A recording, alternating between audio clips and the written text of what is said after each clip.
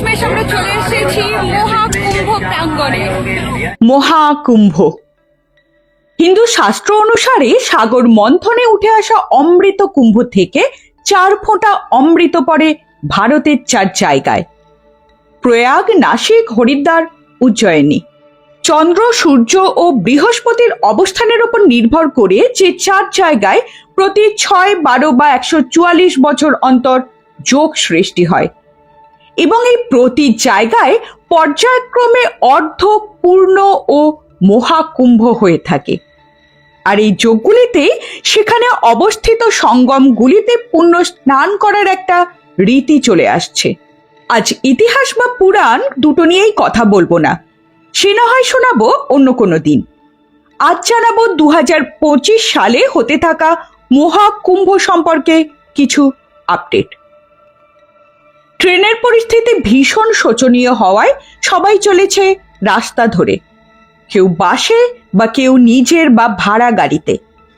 আমিও চলেছি দুর্গাপুর থেকে বাই কার, আর সেটা নিয়ে সৃষ্টি হচ্ছে বিভিন্ন মিথ্যা ভুল অপপ্রচার। আমি প্রিয়াঙ্কা, দীপান্তর দ্য এক্সপ্লোরারের পর্দায় সবসময় আপনাদের জানাই সঠিক তথ্য। আজ জানাবো রাস্তা কেমন, সময় কত লাগছে, রাস্তায় জ্যাম কেমন, খাবার, হোটেল, ফ্রেশ হওয়ার জায়গা সম্পর্কে জানাবো। প্রয়াগে কি ঢুকতে দেওয়া হচ্ছে না বাইরের গাড়িকে? সঙ্গমে কি যাওয়া যাচ্ছে? ভিড় কেমন? গাড়ি কত দূর যাচ্ছে? কত কিলোমিটার হাঁটতেই বা হচ্ছে? বাই রোড সময় কত লাগছে? সব সঠিক তথ্য পরপর পুঙ্খানুপুঙ্খ থাকছে আজকের এই ভিডিওতে, তাই স্কিপ না করে দেখুন সম্পূর্ণ ভিডিও।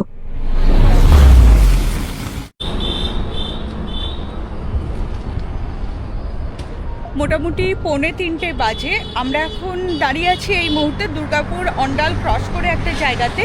অ্যাকচুয়ালি যারা কলকাতা থেকে এসেছিল তারা কিছু খেতে পারেনি একটু তারার মধ্যেই।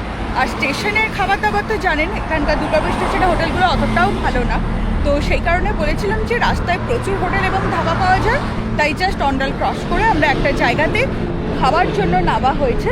জায়গাটা দেখিয়ে দিই। 15-20 মিনিট এখানে মোটামুটি বিরতি, তারপর আমরা সোজা বেরিয়ে যাব এবং আপনাদের সঙ্গে অবশ্যই শেয়ার করব যে রাস্তার কন্ডিশন এখন কোথায় কোথায় ব্লক হচ্ছে বা কোথায় কোথায় ভিড়টা হচ্ছে। আর আমরা 2:30টার সময় দুর্গাপুর থেকে বেরিয়ে কটার সময় ছাড়ছি, মাঝে কতগুলো ব্রেক নিলাম, কতক্ষণ করে ব্রেকটা নিলাম, সেটাও কিন্তু আপনাদের সঙ্গে শেয়ার করব। আর তার জন্য সঙ্গে থাকুন, আমার সঙ্গে থাকুন অবশ্যই দীপান্তর দ্য এক্সপ্লোরারে। খাওয়া দাওয়া সেরে আমরা বেরিয়ে গেছি। এবার আমরা যাব, হয়তো নেক্সট আমরা দাঁড়াবো একদম ধানবাদ। আমি চলেছি দুর্গাপুর থেকে। কলকাতা থেকে দুর্গাপুর 170-80 কিলোমিটার রাস্তা সম্পর্কে আপনাদের ধারণা সকলের আছে। দুর্গাপুর থেকে আমরা বেরোই বসন্ত পঞ্চমীর যোগে অমৃত স্নানের উদ্দেশ্যে। সময় মোটামুটি দুপুর 3:30। দুর্গাপুর ছাড়লাম। গাড়ির স্পিড 100। মোট 5টা টোল, 640 কিলোমিটার মতো রাস্তা, 13 ঘন্টা মতো সময় লাগে। দুর্গাপুর, রানীগঞ্জ, আসানসোল হয়ে প্রথমে ক্রস করলাম পশ্চিমবঙ্গ ঝাড়খণ্ড বর্ডার, কুমারডুবি চেকপোস্ট। তখন ঘড়িতে সময় বিকেল 4টে। প্রবেশ করলাম ঝাড়খণ্ডে, যাচ্ছি কুমারডুবি যে চেকপোস্ট সেটা ক্রস করলাম, আর বরাকর নদী এখন আমরা ক্রস করছি। হ্যাঁ একদম আমাদের সামনে যাচ্ছে প্রয়াগরাজের বাস একটা, দেখা যাক এর সঙ্গে কতক্ষণ আমরা চলতে পারি। দুপুর গড়িয়ে বিকেল। দুর্গাপুর বা কলকাতা থেকে একটাই সোজা রাস্তা ধরে এগোচ্ছি গন্তব্যে। সন্ধ্যার মুখে পথশ্রান্ত পাখিরাও ঘরমুখী। এখন বিকাল 4:30। আমরা একটা পেট্রোল পাম্পে দাঁড়িয়ে এবং পেট্রোল পাম্পে তেল ভরার সময় মহিলাদের বলবো অবশ্যই তারা যেন একটু ফ্রেশ হয়ে নেয়। ধানবাদে স্বাভাবিক জ্যাম, যেটা সকাল বিকাল প্রত্যহ হয়ে থাকে এই জায়গায়, সেটুকুই।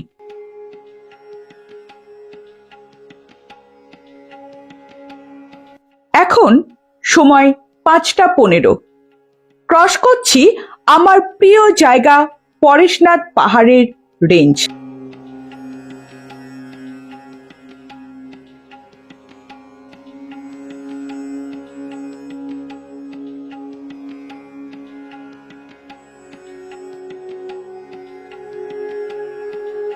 দাঁড়ালাম ঝাড়খণ্ডের ডুমরি চেকপোস্টের একটু আগে। এই মুহূর্তে আমরা চা দাঁড়িয়ে বিরতি। আছি ডুমরি বলে যে চেকপোস্টটা আছে তার ঠিক আগে।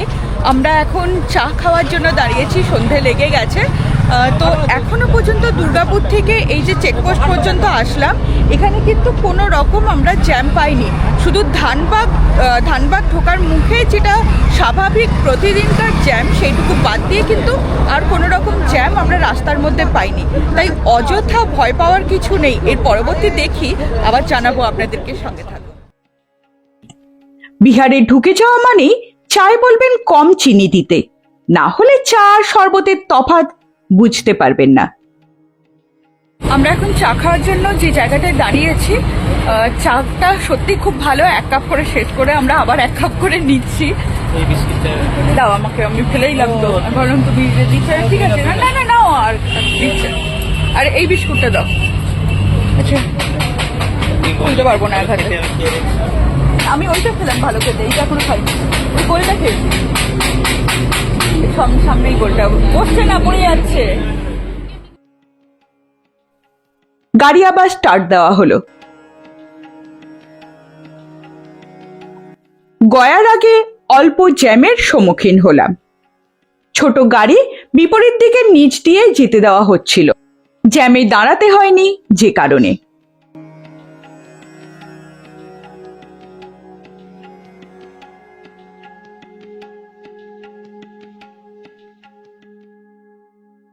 এরপর ক্রস করলাম তৃতীয় টোল সাসারামে।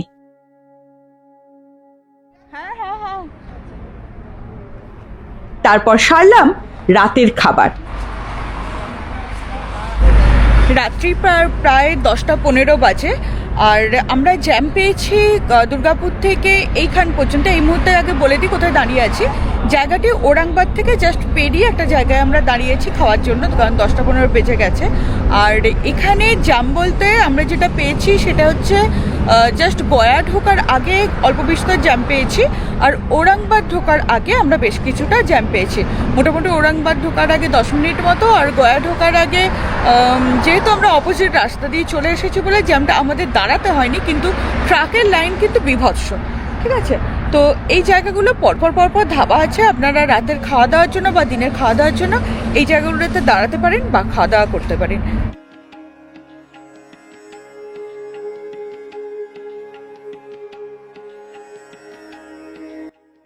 আলু ভাজা আর রুটি ছেলে বলছে রেডি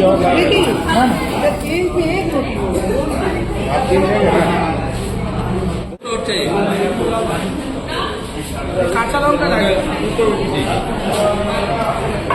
না, খাবার ভালো। আলু ভাজা কমপ্লিমেন্টারি, আর তার সঙ্গে আমি বাটার পনির নিয়েছি, বেশ ভালো, টেস্টি। গাড়ি ছেড়ে দেওয়া হলো। এখন রাত্রি 1টা। ডাইভারশনের জন্য রাস্তা কিছুটা খারাপ, অল্প জ্যাম, নর্মাল। দাঁড়াতে হয়নি কোনো জ্যামে।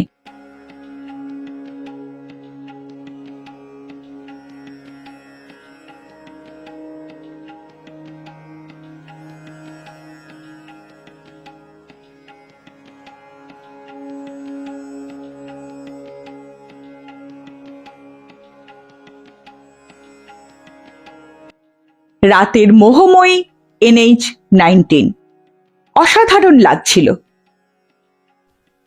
ক্রস করছি বেনারস ঢোকার ব্রিজটি।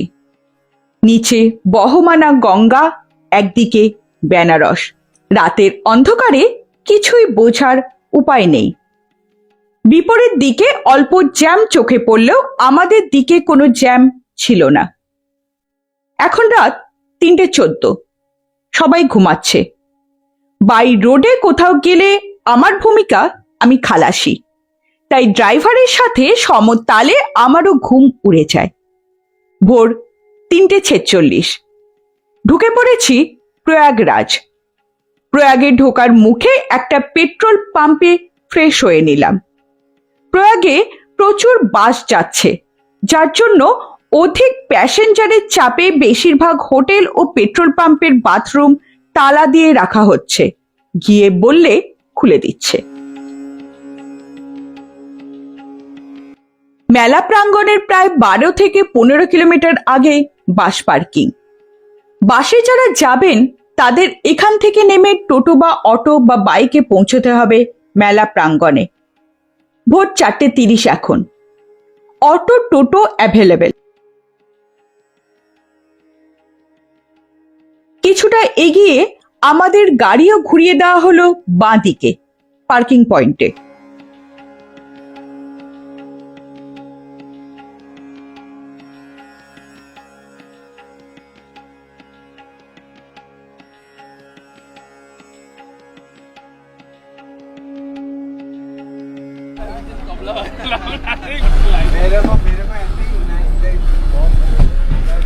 এখন 4:50, আমরা চলে এসেছি প্রয়াগরাজে। যারা বলছিল যে প্রয়াগরাজের ভিতরে ঢুকতে দিচ্ছে না, বলে রাখি যে সম্পূর্ণ ভুল তথ্য এটা।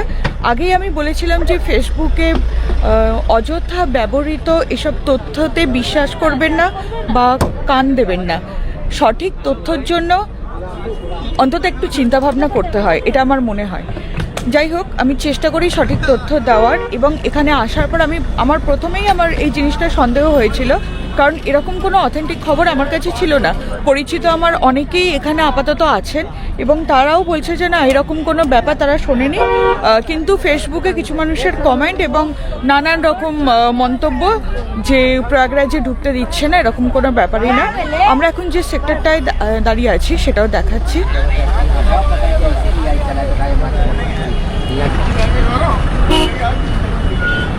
শিব মন্দির, উস্তাপুর পার্কিং। পার্কিং পয়েন্ট থেকে 100 টাকা মাথা পিছু একটা অটো ভাড়া করে পৌঁছে গেলাম 19, 20, 21 নম্বর সেক্টর সেখানে।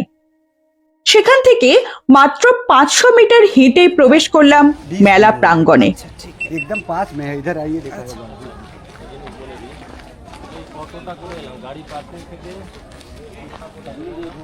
অটো আমাদের এতটা পর্যন্ত ছেড়ে দিল, পার হেড 100 টাকা করে নিল। চলো ফির উধর সে। हाँ हाँ राइट है, হ্যাঁ ঠিক আছে, एकदम सीधा लगा हुआ है। ঠিক আছে। তো এখান থেকে হেঁটে তারপর সঙ্গমের যে ঘাট বা ঘাট পর্যন্ত আমাদের যেতে হবে। তাহলে চলো সবাই শুরু করি।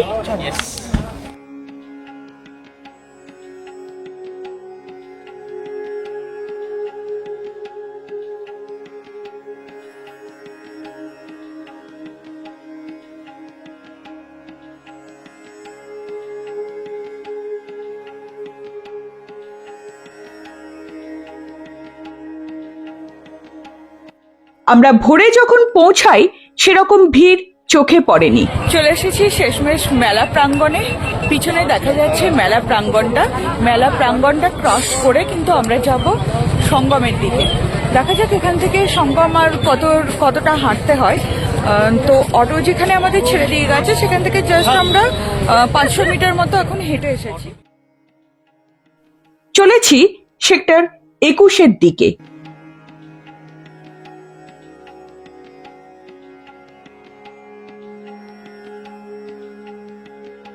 মেলা বলতে আপনারা সাধারণত যা বোঝেন সেরকম কিছুই নয়, সবটাই আখড়া ও পুণ্যার্থীদের থাকা খাওয়ার ব্যবস্থা করা, কিছু কিছু বিনামূল্যে, কিছু টাকা দিয়ে।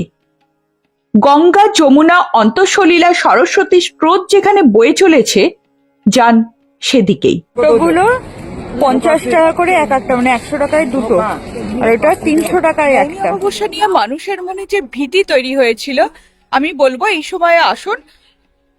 আজকে হচ্ছে যে শাহী স্নান বা যে অমৃত স্নান বলা হয়, সেই অমৃত স্নান কিন্তু আজকে, তাও কিন্তু সেরকম ভিড় নেই যেটা মৌনী অমাবস্যা দেখে মানুষের ভিড় মানে ভয় পাচ্ছিল বা কিছু। এখানে কিন্তু মোটেই সেরকম কিছু নেই।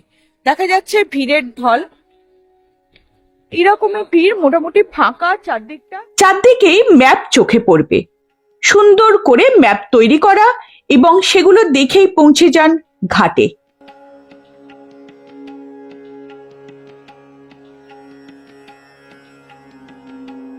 নিরাপত্তার দিকে এত পরিকল্পনা করা হয়েছে যে ব্যবস্থা দেখে সত্যি অবাক হলাম। আমরা পশ্চিমবঙ্গবাসী এরকম সুবিধা কল্পনা করতেই পারি না। স্নান ঘাটের দিকে প্রিয়াঙ্কা চলেছে। ও চালিয়ে দিয়েছো? এই হলো গঙ্গা যমুনা সরস্বতীর সঙ্গমস্থল। প্রচুর মানুষ স্নান করছেন মহাকুম্ভে। আমরা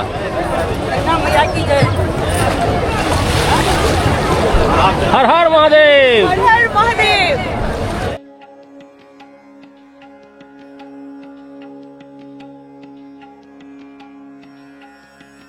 ঘাটের আশপাশে খড় বিছানো, স্নান করে জামা কাপড় ছাড়ার সুন্দর ব্যবস্থা।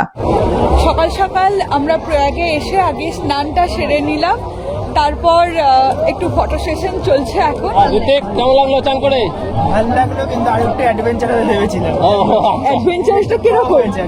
মানে ও এখানে ব্যারিকেড দিয়ে দিয়েছে, ওটা ঠিক পছন্দ করছে না। ও আর কি ভেসে চলে যেত, ও সেটা পছন্দ করছে। এটা হলো ব্যাপার, মানে ও ভেসে চলে যেত, সেটাই হচ্ছে ব্যাপার। যাই হোক, আমাদের চান টান হয়ে গেছে, এবার একটুখানি ফটো সেশন হবে, তারপর আবার মেলা ঘুরতে আমরা যাব, কুম্ভ মেলা, যেখানে সবাই হারিয়ে যায়, কিন্তু আমরা কেউ হারাতে চাই না, সবাই একসাথে থাকবো, এটাই ইচ্ছা।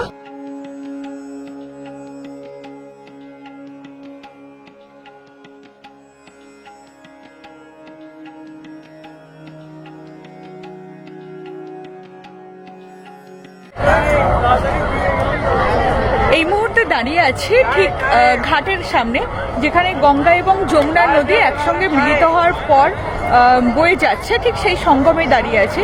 আর ঠিক সেই জায়গাটারই, মানে যেখানে আপনারা চান করছেন, তার বিপরীতেই চান করার পরে আপনাকে সেই চিন্তা করতে হবে না যে জামা কাপড় কোথায় ছাড়বেন।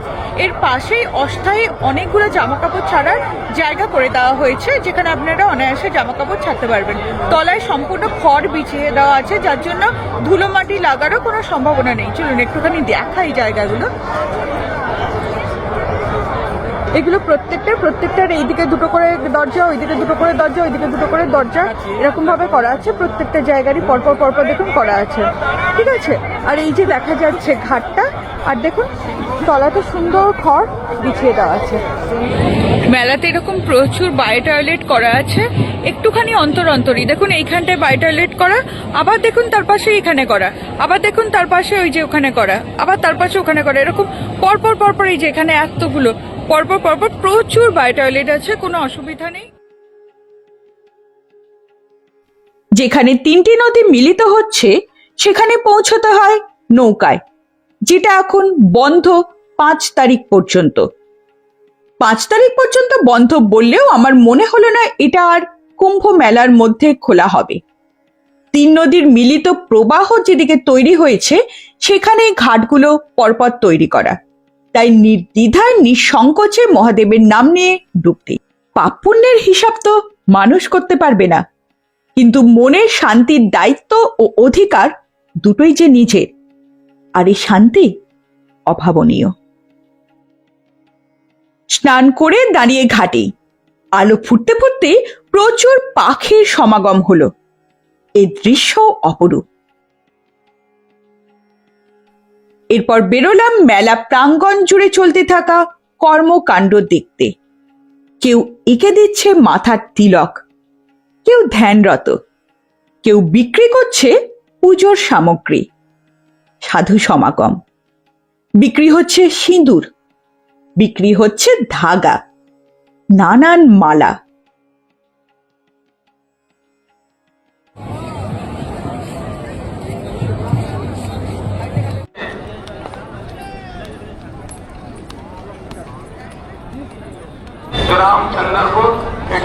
এখানে খাবার দাবার বলতে সেরকম কিছুই পাচ্ছি না। আমি এখনো পর্যন্ত মেলা যতটা ঘুরলাম, এখানে সিঁদুর বিক্রি হচ্ছে, আর পুজোর সামগ্রী যেগুলো সেগুলো বিক্রি হচ্ছে। জল নিয়ে যাওয়ার জন্য জলের বোতল, প্রচুর চুড়ি, যেটা হচ্ছে বেনারসেও ছিল, এবং বেনারস থেকে যেটা আমরা প্রচুর কিনেছিলাম, সেই চুড়ি বিক্রি হচ্ছে।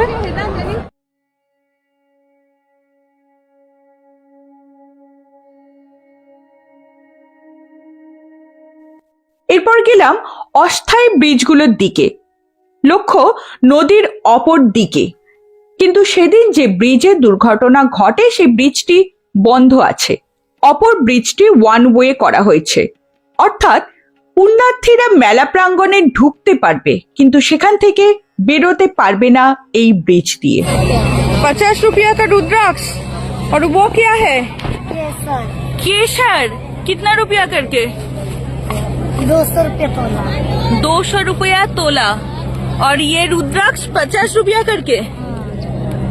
দেখুন 50 টাকায় রুদ্রাক্ষ পাওয়া যাচ্ছে। একমুখী রুদ্রাক্ষ, 10 মুখী, 5 মুখী, 4 মুখী, 3 মুখী, ভাবা যায়?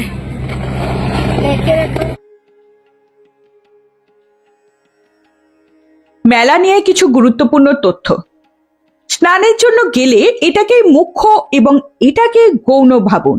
ঘুরতে পরেও পারবেন, স্নান সেরে মেলা প্রাঙ্গণ ত্যাগ করাই ভালো।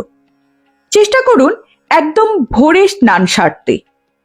অল্প শুকনো খাবার সঙ্গে রাখুন। সঙ্গে রাখুন পর্যাপ্ত পানীয় জল। মাস্ক রাখুন। ম্যাপগুলো দেখুন, অযথা কারোর পাতা ফাঁদে পা দেবেন না। জিনিসপত্র যথাসম্ভব কম নিন ও সাবধানে রাখুন। ঠান্ডা একদম নেই, তাই হালকা একটা চাদর রাখলেই যথেষ্ট।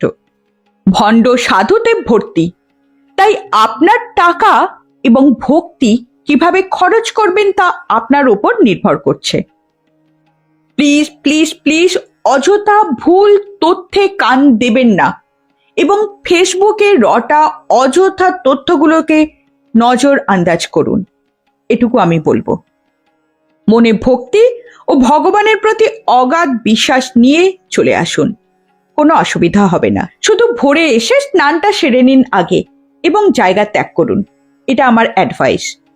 ভিড় এড়াতে মেলার ভিতরের রাস্তা দিয়ে না গিয়ে সেক্টরের ভিতর দিয়ে যান।